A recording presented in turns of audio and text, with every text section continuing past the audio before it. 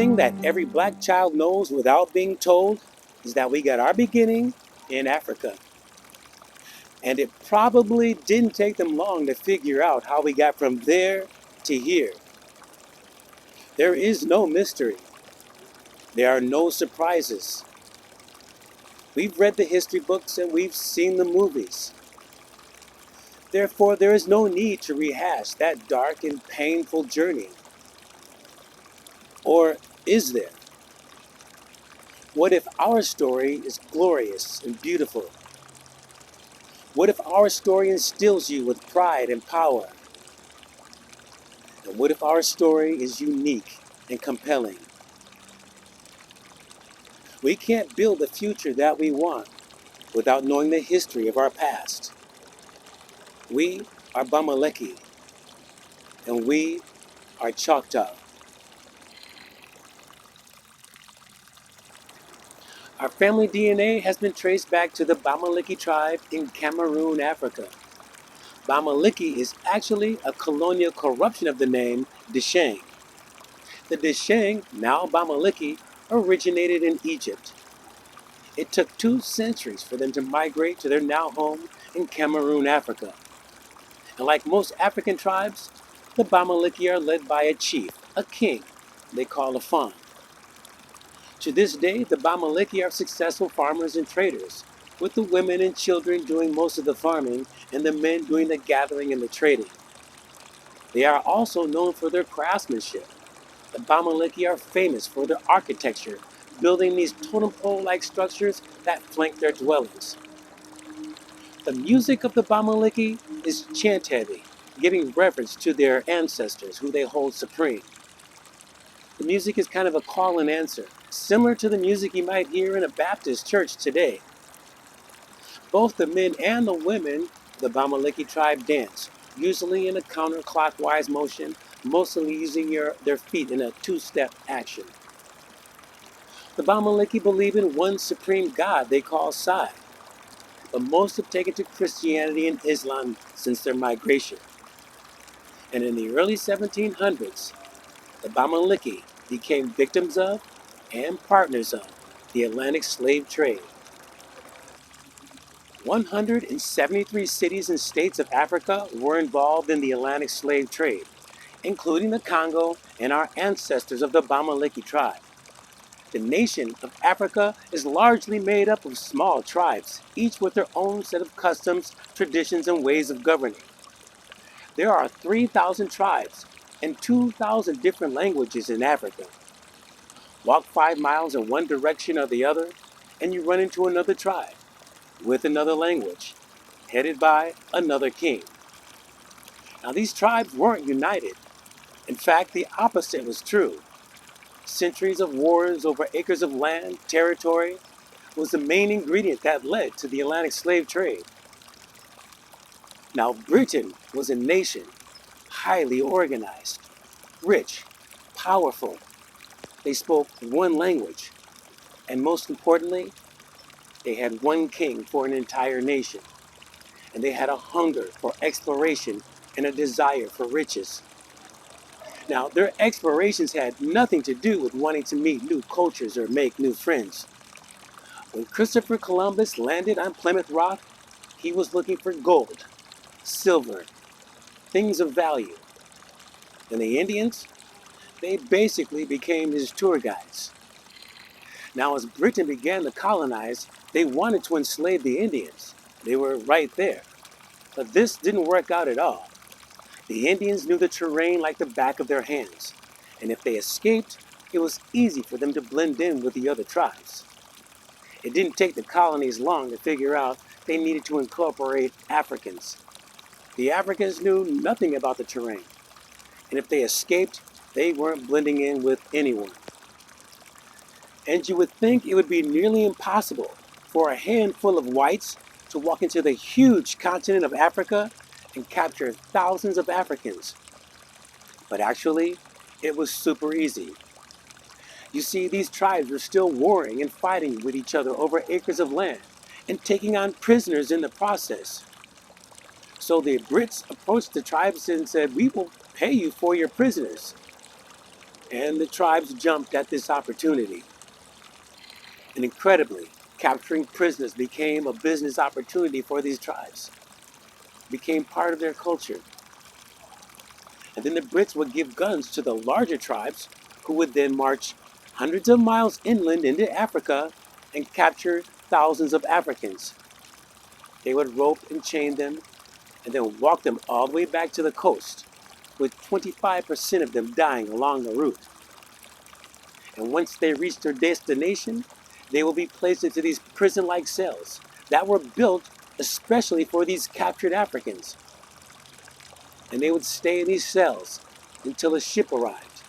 And then they would be loaded on like cargo and exported off to parts unknown. And on that 2-month journey, another 15% of the enslaved would never touch dry land again. Now, I'd like to throw out a small olive branch to these tribes. And I hope, would like to think that they didn't know once they put their people on this boat, that they didn't know how harsh and deadly that 2-month journey would be. I hope they didn't know that once they reached their destination, that the life that they were sending them to, it was deadly, painful.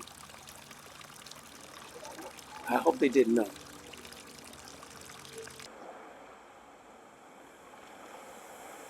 1619. I call this the date of our re-beginning, because on this date, the first slave ship, the White Lion, lands in America at Point Comfort, what is now Hampton, Virginia. 25 Angola Africans were on that journey. Let's think about that. 25 slaves were on that ship, about the same size as the ship you see behind me. This ship is the Amistad, and it became famous when the slaves successfully rebelled and overtook it. And in 1997, Steven Spielberg took their story and made it into a movie, aptly named Amistad. Now, these ships would eventually carry 350 to 400 slaves at a time, and we know that story. Packed in side by side, no room to move or breathe, and the meager space you were given was also your bathroom. Now, I know it wasn't, but that first journey must have felt like a Caribbean cruise compared to the others. I mean, they probably had their own bunk, given a blanket or two, able to stand up and walk about the compartment. And I'll bet they were given a bucket to take care of their business in. But there's no profit in delivering 25 slaves at a time, so that didn't last long. We even know the names of 2 of the enslaved Africans aboard that Aboriginal journey, Anthony and Isabella. Anthony and Isabella were sold to Captain William Tucker. They worked as servants on Captain William Tucker's plantation. They soon married, and they adopted the Tucker surname. And in 1624, they had a son. They had him baptized, and they named him William, after their plantation owner. William was the first African born in North America. And when Anthony and Isabella died, they were buried on the same plot of land as Captain William Tucker. They were treated like family, but make no mistake, they were slaves. They didn't earn any wages, they didn't own any land, and they weren't allowed to leave. They weren't free, and freedom is everything. Anthony and Isabella will forever hold a special place in my heart, because they are the sad re-beginning of a people who would become proud and free.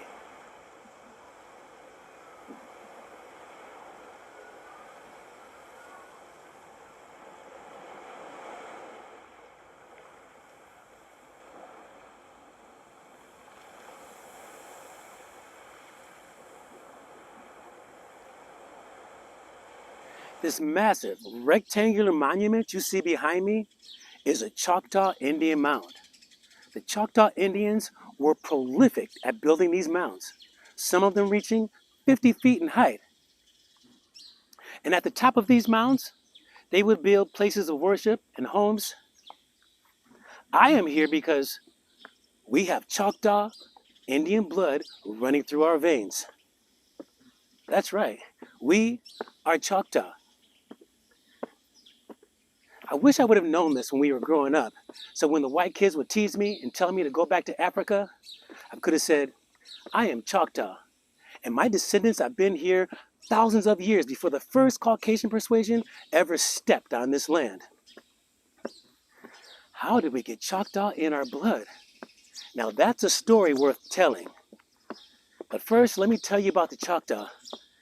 The Choctaw lived in the areas of Louisiana, Florida, Alabama, and Mississippi for 1,800 years.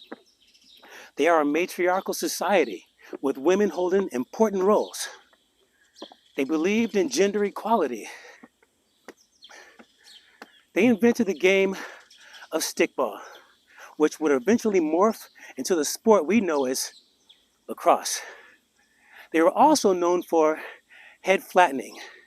That's right, I said head flattening. When a child is born, they would take a board and put it over the child's head, then take a bag of sand and put it over that. And over a length of time, this would flatten the head, giving it a football-like shape. Happily, this tradition would fade away in the 1500s. The Choctaw were hunters and gatherers, eventually trading and selling stock to the colonials.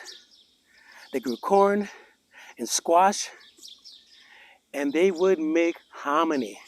That's right, it was the Choctaw Indian that introduced grits to us, that breakfast tradition that we continue to pass on to our family.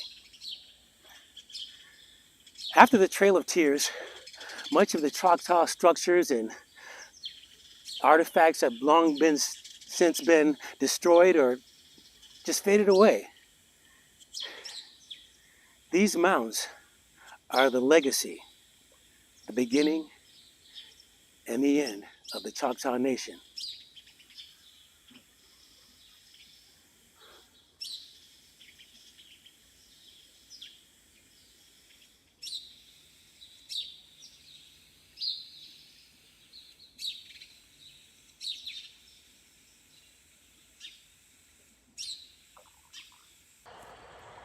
(1754), the French and Indian War. I am standing at the foot of Fort William Henry, where many battles have taken place. This fort would change hands many times throughout this war. You may have seen a famous battle played out here in the movie The Last of the Mohicans. Now, the Indians of the 5 civilized tribes all participated in this war, but they weren't united on which side they should fight for. In fact, some of the Indian tribes switched allegiances all the way through this war. Now, regrettably, the Choctaw Indians aligned with the French. So when the colonials won the war, they came and took a huge chunk of the Choctaw land.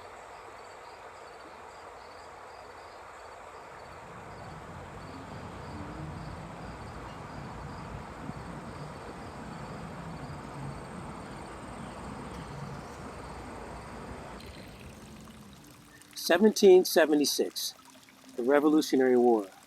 We are sitting in a spot where George Washington and Alexander Hamilton stopped to rest and take on provisions during their journey to Newburgh at the end of the war.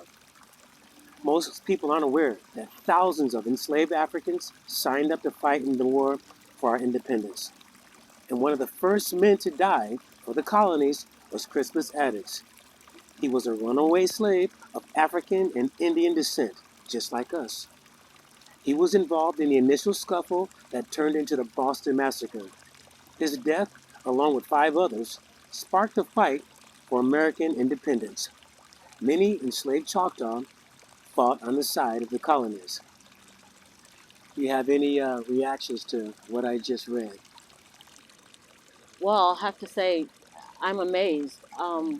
I've always thought, well, see, I've known for a long time that I had both black and Indian, but I didn't know the depth to which we took a part in the whole history of this country. I thought, was slavery, and we helped to build it all off of the backs of us.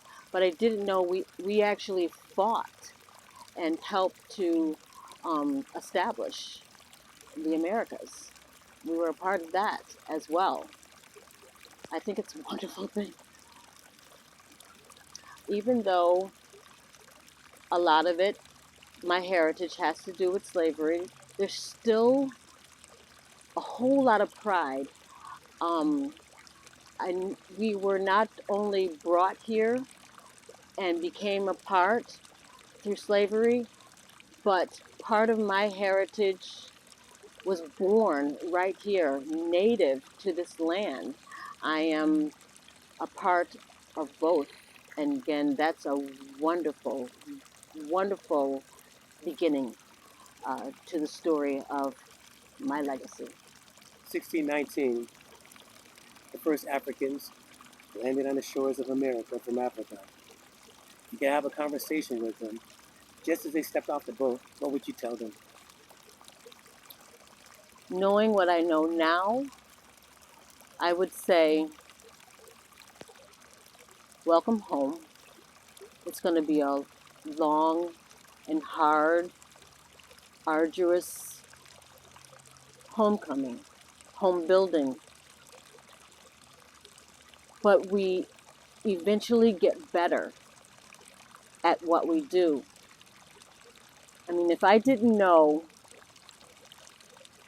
what I know now, I would say run as hard and fast as you can, any way you can, leave. But again, knowing what I know today, all the burdens that my ancestors carried, all that they went through, got us here. And the dream of America is a wonderful dream. It's taking its time getting to where it's supposed to be. But we're getting there. So welcome. And I hope you don't have to suffer as much as I have imagined to help us achieve this American dream. But welcome. This is home. After the Revolutionary War, there wasn't much need for livestock and coonskins. If the Choctaw Nation wanted to be relevant, they needed to follow suit as to what the colonies were doing. The colonies went on to tobacco and cotton, and it made them filthy rich. The Choctaw was one of the 5 civilized tribes. Civilized meant that you adapted the cultures of the colonies, and that meant taking on African slaves. I think we all get the same visual when we hear the term slave. Black men and women and children forced to work from sunup to sundown under deplorable conditions, eating food not fit for consumption. Women are used as concubines or raped, where discipline is enforced at the end of a whip. And if you attempted to escape, you might lose a foot, a hand, or you may even end up as low-hanging fruit. Now take everything I just said and toss it out the window. Because if you were a slave of the Choctaw, none of those things happened. They had a relationship that was more cohesive. They worked together. The women were in charge of the slaves. So thankfully, women are not nearly as abhorrent as men are. The Choctaw Indians the men were mostly warriors. And they spent a lot of time arranging raids, defending their tribe from colonies and from other tribes. They even asked the African slaves to help with the defending of their tribes, and they did. Because there is such cohesiveness, there's a lot of interracial intermingling, and over the centuries, the Choctaw Nation took on a different look. Let's just say the African gene was strong.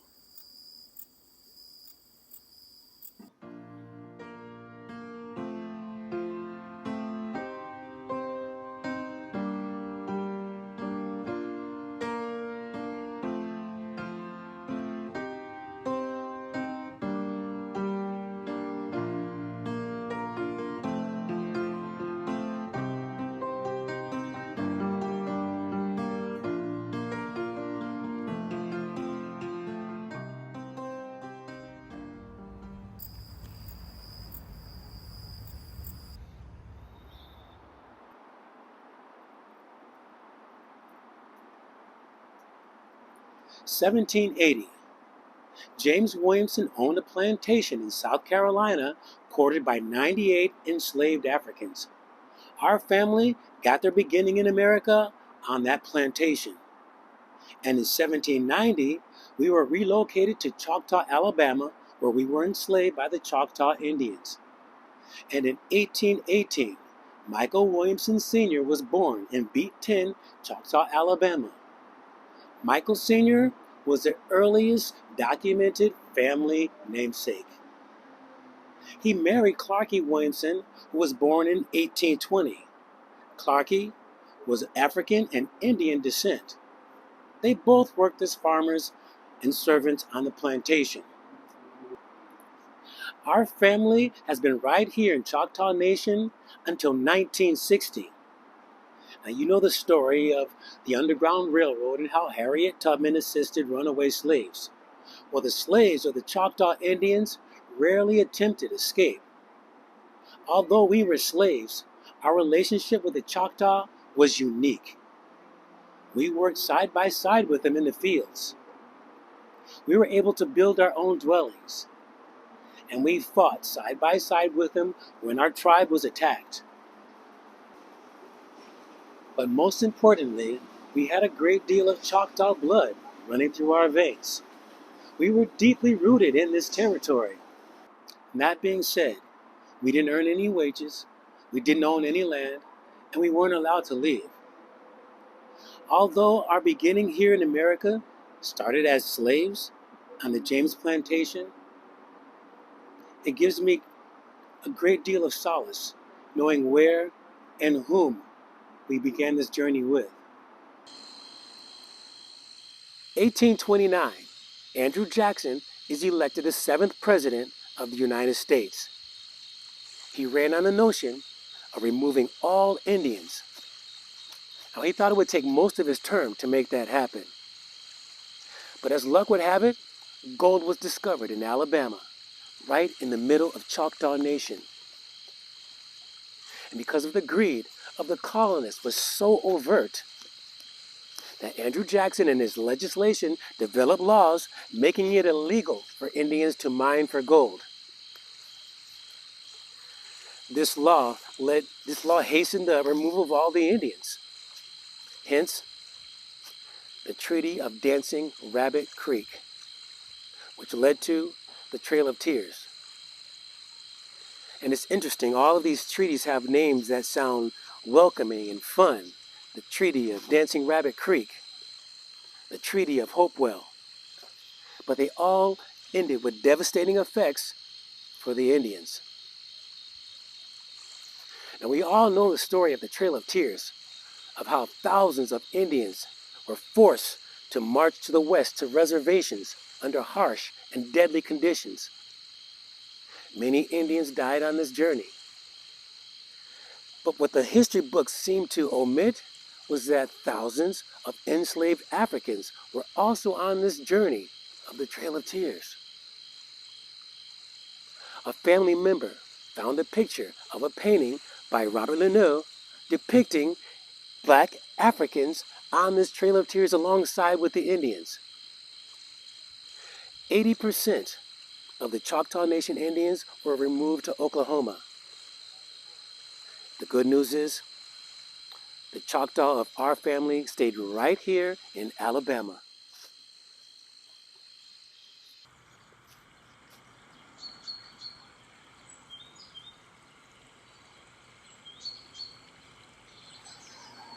I am in Glens Falls, New York, and this monument is dedicated to the Civil War soldiers who died during that war. Many freed Africans fought in this war. In 1849, Michael Williamson Jr. is born, our great-great-grandfather. Michael Jr. was born in Beat 10, Choctaw, Alabama. He married Barbara Williamson. Michael and Barbara started life enslaved, but were married, emancipated. They were free. At some point, Michael worked as a butler in a post office, and Barbara was a housemaid. And at the end of the day, they received a paycheck. They were paid for the work that they did. They lived 17 years in their life as slaves, and then boom, they were free. What are your thoughts on that? What runs through your mind when you hear that? Well, initially, I just have a million questions, because what you talked about really has to do with a lot of things. It has to do with like how you start a relationship, a man and a woman, and sort of all the parameters that are around that. Um, and I think I heard you say that our grandmother, her last name was Williamson. And does that mean then when they're free, they took her name? It's very interesting to me to think of it that way. I don't know if that's actually true, but and then just kind of like what does it do to a relationship to have to maintain the day to day when you don't have your own freedom? The challenges you face compared to what we face in relationships must be 100 times greater. And then the celebration at the moment of freedom must be that much more sweet, I would think, because you've got somebody, to share that with, and just kind of amazing. I feel really, I guess, privileged because I don't have to think about that in my relationship, in my marriage. Wow, I loved everything that you said. Um, Answers lead to more questions, basically.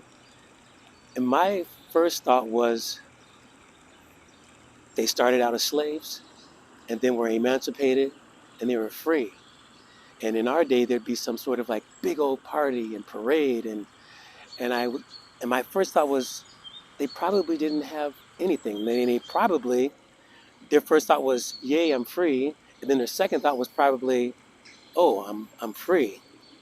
Yeah, it's so interesting to think about the whole celebration thing. I'm sure that is the least of their worries. I feel like they'd have worries, right? Because it's not just like you're free. You can go kind of be yourself and be in charge of your own time, and you're not under my thumb. I really think it's about a shift in how you see yourself. You know, they have a different identity now. And the thing about us is that, you reminisced about getting your first paycheck. You sort of socially prepared and practiced for that moment. Right. Like you got, I don't know, a couple dollars, and you had to be taught how to use that well, and um, the work that you do in school gets you ready for following instructions and time management. And I just keep thinking, how they had to learn everything all at once, all while trying to look at themselves as different people, because they really were in so many ways. Once that freedom was granted to them, it just must have been so overwhelming, And I would assume probably a lot of marriages dissolved after that. That's a bunch of burdens put upon a couple, I would think, but it's kind of amazing. 1861, the American Civil War. 4 score and 7 years ago. These are the first words of the now famous speech given by Abraham Lincoln in the spot I am currently standing. Now, the Indians of the 5 civilized tribes either fought with the North or with the South, or they remained neutral. The Choctaw Nation, once again, fought for the losing side. That's right, we allied with the Confederates, and the Confederates lost, and the Choctaw lost more land. But on the upside, and there is a life-changing upside, all at the conclusion of this war, all enslaved Africans are freed. And from that moment on, the Choctaw Africans are referred to as freedmen. And there's an important distinction in that because unlike the freed slaves of other southern states, the Choctaw freedmen were allotted land by the government. Now, before you stand up and applaud, it didn't last long. The government found a way to get its land back. They imposed land tax on the Choctaw freedmen they knew they could not pay. And as one of my sisters would somewhat sarcastically say, so there's that. We are in the middle of the Gettysburg battlefield. We're on that famous third day. The Confederates march from a tree grove all the way past this spot here up into the hills. This house is right in the middle of that. This is the house of Abraham Bryan. Abraham Bryan was a free African American. And during the war, he left for fear of his life of being taken as a slave. And he returned to his home, which was riddled with bullets and damaged. And he went to the government and asked for about $1,000, for payment for all the damage. They gave him $15. But what a beautiful story.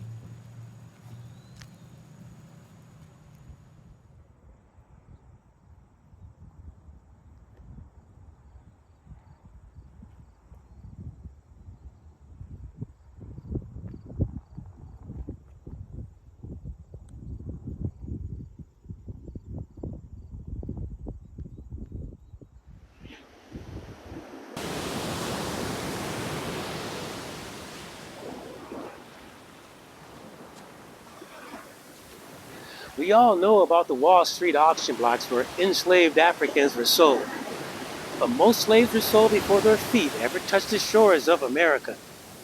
And the first person these newly enslaved would talk to just as they got off the boat would be a notary. The selling of slaves was a business transaction, and a bill of sale was needed. Now, a notary would coax the enslaved to give his name, and whatever name was given, the notary would come up with the closest Americanized approximation of what he just heard. For example, if the enslaved would say, "My name is Maexo," the notary would say, "Michael, your new name is Michael." And he would record that name, followed by the last name of his new owner, and then tag him and send him along to an extraction point. I find it interesting that these plantation owners wanted us to have their last names, but it was a way of tracking us. So if a slave were to be lost or escape and found by a slave hunter, they will be returned, forced to give the right name, and then returned to their rightful owner. Giving us their last names was an inconspicuous way of branding us. The first Davis of our family on record is Daniel Davis, born in 1852 in Precinct 7 in Choctaw, Alabama. Daniel married Alla, who was born in 1855 in the same precinct, and they were married in 1876. But in 1874, they had a daughter, Maggie. Maggie Davis, or Grandma Maggie as she's known. Maggie Davis worked as a housekeeper until she was 90 years old. 90 years old. She lived until she was 107.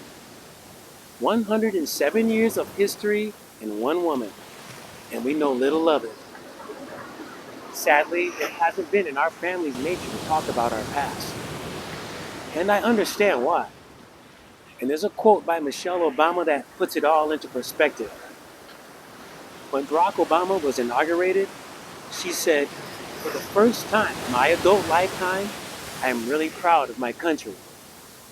This comment didn't go over well with many white people. They just didn't understand. But we did. The Williamsons and the Davises won't meet up until 1939.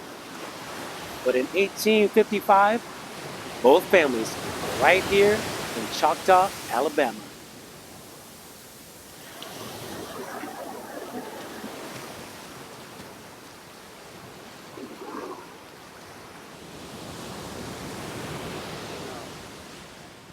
The Edmund Pettus Bridge. On March 7th, during a peaceful march across this bridge, 600 civil rights marchers were met by police wearing gas masks and armed with billy clubs. They were severely bludgeoned in a matter of minutes. Why were they marching? And why were they beaten? They were marching because Jimmy Lee Jackson attempted to vote, as was his right, and was stopped and murdered. This murder led to the March for New Voting Rights. They were beaten because hate. I forget how powerful hate can be.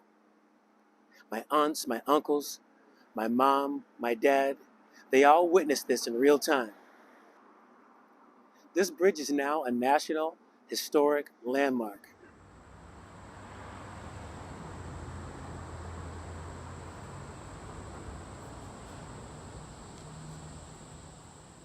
So you watched this happen in real time. What did you think when you heard the news? What an awful disaster. Why don't they leave us alone? Why don't they let us march? They were marching in peace. They didn't have no weapons or anything.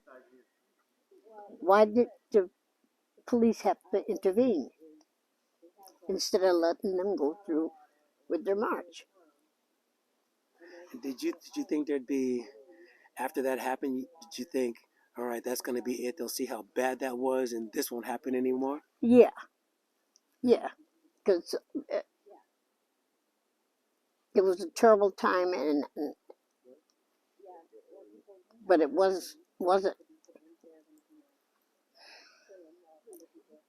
wasn't that it was over. We knew that it wasn't over because they attacked us on the bridge. Um, so they were determined that they were gonna um, keep us down, keep us back. They didn't want us to move forward ahead. They didn't want us to be equal. They want us to be. They they thought that we were below them.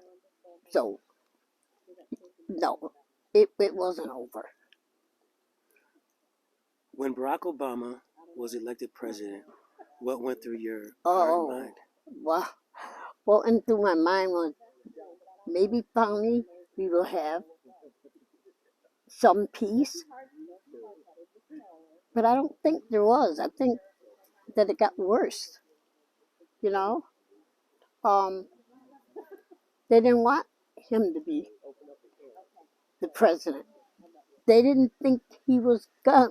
I had one of my neighbors tell me, he's not gonna win, but he did. 2 terms, 2 terms. So she shut up after that.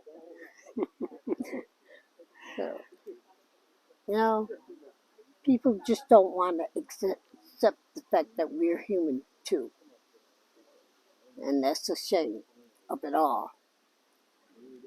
Because all we want is equal opportunity. That's it. And you know, have the opportunity that everybody else had, that all the whites had, but they're afraid. I do believe that they're afraid that we will be ahead of them up the ladder. We're climbing oh so slowly, but we're getting there. I may not live to see it. You may not live to see it, but our grandchildren and our great grands will. So I hope it's smooth sailing for them. Thank you. You're welcome. How'd I do? Behind me is the home of Hattie McDaniel. It's a national landmark. And in 1940, she won an Oscar for her portrayal as Mammy in the Civil War classic Gone with the Wind. This movie is still controversial today for its romanticizing depictions of slaves in the Civil War South. Two stories could be told, theirs and the one that's closer to the truth. At the conclusion of the Civil War, the Dawes Commission was selected to divide the tribal lands into individual allotments. And if you were a full-blood Choctaw or a Choctaw mixed with white, You would receive 320 acres of land per household. If you were freed African, you would receive 30 acres of land per household. This turned out to be a major problem for the full-blooded Choctaw, because the Dawes Commission declared that even if you look black, you would be documented as black. If anyone was living with you and your household was black, you would be declared as black. This proclamation ended the harmonious relationship between the Choctaw and the Africans. And from that time on, they wanted nothing to do with us. And the Choctaw Indians today are doing everything they can to delete us from their history. Every year in Oklahoma, there is a festival for the descendants of the Choctaw Indians. And if you're Choctaw mixed with white, you are more than welcome at these festivals. But if you're black in Choctaw, that is another story. We no longer fit their narrative. And at the end of the evening, when the head of the tribe stands to retell the history of the Choctaw Indians, you can be assured that there will be no mention of us. But try as they might, they can't erase the true history of how we walked side by side with them on the Trail of Tears. They can't erase how we worked the fields with them, sending them to a time of prodigious growth and prosperity. And they can't change the actuality that we fought shoulder to shoulder with them through wars and conflicts.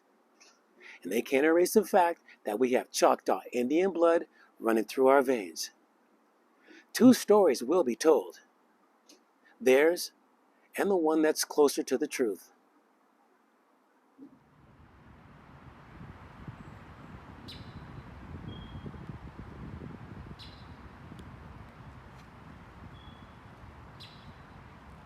Okay. Are you ready? I'm ready. Okay. So, my great-grandfather, your father, how are you most like him? My great-grandfather was Vaden Davis, and I think probably mostly I inherited his ability to love a family. He loved his family, so I think that was inherent from him, and that was, I guess we'll talk about this later, but pretty much carried on through his daughter, my mother, Velma Davis. What would you say is the fondest memory you have of your mother? Only that she was caring. I alluded to that before. We came out of a family of 10, and our house was 2 rooms, split right down the middle. There was a stove, table, and beds on one side, and then there was a fireplace, living room, and my parents' bed on the next on the other side. And I remember when she cooked, she used to cook big long pans of biscuits. She always ensured that we ate well and there was plenty of food, and she was a loving person, without a doubt. I love that. So what were your first thoughts when you found out that we had Choctaw blood in our family? Well, I could look at my grandmother and see that she was Indian. I could tell, but I don't know if I had any real thoughts on that, other than, I mean, since this whole thing came up, I guess there's some pride in knowing that I have that blood running through my vein. So I guess the key word would be pride. What do you remember about Vaden and Mary Davis? Vaden and Mary Davis was my grandparents, the parents of my mother, Velma Davis Williamson. And I remember that they had a home in Waynesboro, Mississippi. We stayed there for a short period of time. And on their land, they had many fruit trees. They had garden, livestock. And I remember my grandfather rearing back in the chair on the front porch. And I remember my grandmother sitting at the sewing machine sewing. So those are some of the memories that I have of Vaden and Mary Davis. Do you have any Maggie Davis memories? Maggie Davis was my great grandmother, the mother of my grandfather, Vaden Davis. She lived in the mother in law suite in their home. Uh, my fondest remembrance of her is when she said the alphabets from Z to A. She was smart as a whip. And we was just amazed, my brother Billy and I, as she sat us down and said it at the same rate as I would, saying ABC. She went from Z, blah, blah, blah. I'm not as smart as she. Fondest memory of your mother and father? The fondest memory of my mother is when she turned to me at a time when I was sick and she was taking care of me. And she had a little green glass with orange juice in it. And she said to me, "This is your glass and it's only for you. Nobody else can drink out of that glass. It's just for you." And I took it then that I was special. The way that she delivered it to me was, "This is yours and yours alone." And I felt like I mattered. So that's a fond memory of my mom. As far as my dad, I know that he's my father. I always knew that he was my pop, and I loved him. But as far as nurturing, any nurturing moments, I can't say that I experienced that with him. But I love him, and he was my dad. How did the Obamas and the White House affect you? That was a very emotional time for me. Once it was announced that he had won, I fell to my knees and I cried. And I said, "Thank you, Jesus." Because it made me feel very proud as a black woman to know that we had someone in the White House that represents us as people of color. It really, really mattered to me. So I was very moved and very proud. Augustus Williamson was born in 1895 in Alabama, and he would marry Mary Poe, who was born in 1898. They both worked as sharecroppers, and in 1921 they had a son, Andrew Williamson. And then a few years later, they would move their family to Waynesboro, Mississippi. They rented a house there for $10 a month. And in 1938, Andrew Williamson and Velma Davis would catch one another's eye. And it didn't take them long to start a family, 10 kids worth. And in 1960, they would up and move their entire family to Albany, New York. Which brings me to another story that is worth telling. In the 1950s, racial tensions in Mississippi were reaching an unforgiving climax. The Klan was front and center, and there were ever-changing rules that black folks needed to adhere to if they wanted to stay safe. There was a narrow lane that they were encouraged to stay in, but some chose to navigate outside those lanes. And one of Velma's and Andrew's kids, Alvin Williamson, was one of them. He didn't like being told what to do. So when they called him boy or that undignified word that starts with the letter N, he wouldn't stand down. He was a fighter. So when push came to shove, he would shove back. But on this one occasion, he pushed back on the wrong person, and his life was in serious jeopardy. He needed to relocate forthwith or become one of the many black men and women of the South who simply disappeared, vanished. No investigation, just gone. So he and a family member fled to Albany, New York. Now, Alvin Williamson was about the same age as Emmett Till, and in 1955, Emmett Till was brutally murdered and summarily dumped in the bottom of a Mississippi River. And now in that case, there was a trial, but the jury was comprised of 12 white men, so not guilty. Alvin didn't stay in Albany very long. He came back to Mississippi and he convinced his entire family to move up north with him. Well, almost the entire family.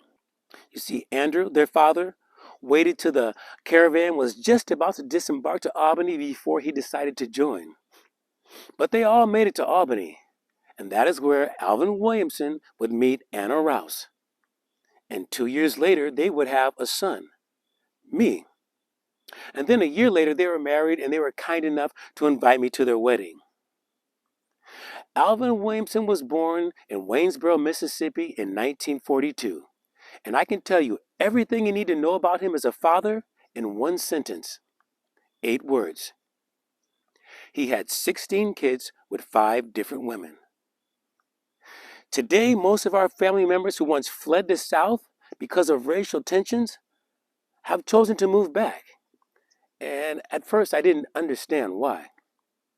When I was 3 years old, my mom and dad took me and my younger sister to Mississippi to meet our great grandparents. And on the way there, we stopped at a restaurant for breakfast. Now, I was only 3 years old, so I only remember sitting in this dank and smelly kitchen next to this door that kept swinging and open and closed and eating. But my mom told me when we got to the restaurant that it was empty. So we were seated and we ordered our food. And then some white people came in and we were asked to be relocated to the kitchen. And my mother was indignant. She refused to move. She said that she'd paid for her meal and she was going to eat it right where she was. And that's when she and my father quarreled. And in the end, she waited in the car while the rest of us sat in that smelly kitchen and ate breakfast. So why move back to Mississippi? I think I get it. Mississippi, Alabama, Atlanta, and the state where it all began the moment we stepped off the boat from Africa, the Carolinas, it was home. This is where they grew up. And although growing up there was a daily struggle, that struggle has made us who we are today. This picture is what's left of the home of Andrew and Velma and their 10 kids. Gloria, Alvin, Geraldine, Irving, Terry, Jerry, Jerome, Edward, Billy, and Vonda. They all got their beginning right here in Waynesboro, Mississippi.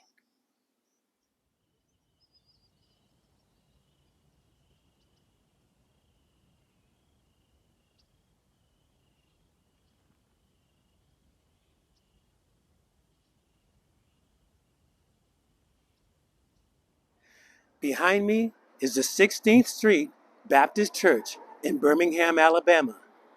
And in 1963, it was bombed by Ku Klux Klan members, killing 4 young black girls. The church is still in operation, and it is deemed a National Historic Landmark. We've been dealing with racism from the time that Anthony and Isabella stepped off the boat from Africa in 1619. And despite the overwhelming circumstances that was thrust upon them, they never gave up. They endeavored to prosper. And in their lowest moments of being enslaved, they took time to reflect on the beauty of their blackness. They took time to pray and sing and thank God for their existence. They even found space in their hearts to forgive the brutality of their captors. And in 2009, we all sat back and witnessed a glorious event we thought we'd never see in our lifetime. The inauguration of a black president, Barack Obama. A black family was living in the White House. A house that was once built by enslaved Africans was now tenanted by black Americans. The Obamas were one step in the thousands of steps taken by black men and women throughout our history that understood their worth and made positive contributions to our country's achievements. It is our responsibility to tell our story, no matter how painful or how long it takes, because they won't. And how can you not enjoy the beauty in every step of our journey that began in Cameroon, Africa, and ended in America. We are Bamileke. We are Choctaw.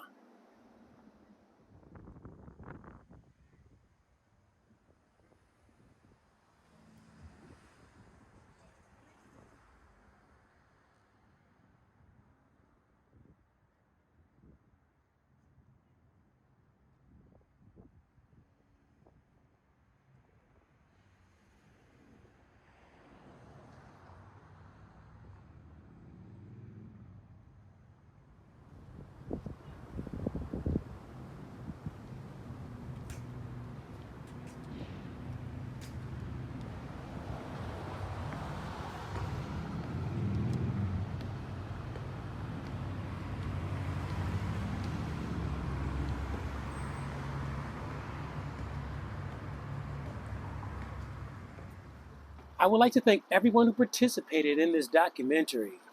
Vonda, Daron, Sandy, Anna, Tanya, Christina, Aiden, Letitia, thank you.